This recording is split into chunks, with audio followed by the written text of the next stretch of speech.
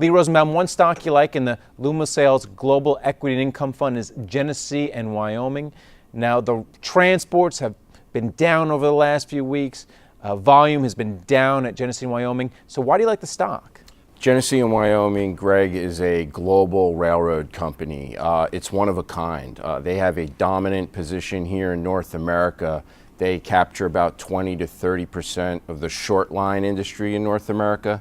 They have a dominant position in Australia too, serving a variety of end markets. Now, Australia has been choppy at times recently with the commodity end markets.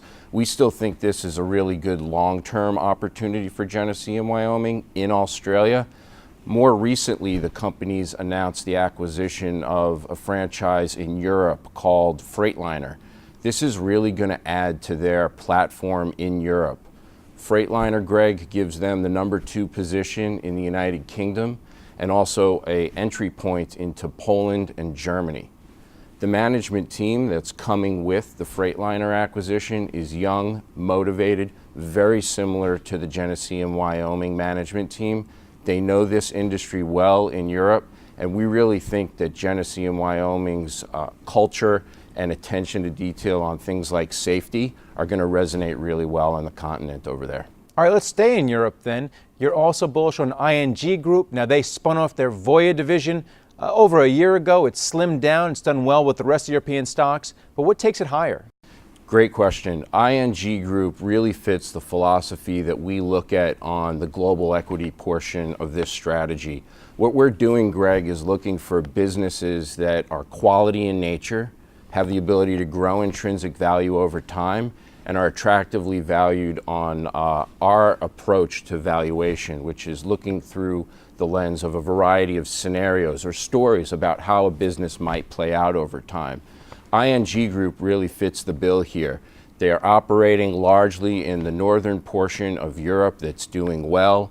Our team has done a lot of work, and we see Europe troughing out and a number of signs that things can slowly, gradually improve and crawl a little bit higher from here.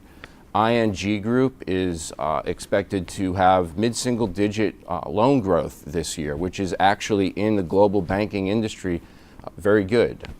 ING is really special because they've differentiated themselves in a number of ways on the technology front and mobile applications. This is allowing the bank to really get smarter, younger, and more affluent customers into the franchise, grow revenue, and help them cut costs. Lastly, the company on the quality front really has a strong balance sheet. We think one of the things that'll help take the stock higher over time, Greg, is management using this excess capital and the continued capital they're generating to return more money to shareholders, potentially in the form of dividends over time. And then finally, you're a fan of Anheuser Busch Inbev. Now, people are drinking more craft beer here in the U.S. Now, they do a great job of cost cutting, but if people are moving away from their core brands, what does that mean for the company? Craft beer is on the rise, that you make a good point, but ABI has really done a good job managing their core brands of Budweiser, Bud Light, and Corona. They also have good positions in a number of emerging markets, which really show a lot of promise long-term in China as well as in Latin America. And this management team in the global staples universe is really top-notch. They are legendary for focusing on costs, managing this down to the line manager level. This allows them to have a lot of operating leverage, and they use this operating leverage to generate a lot of free cash flow, which they've shown the ability to deploy for the shareholder in best interests over time. All right, thanks a lot, Lee. Thank you very much, Greg.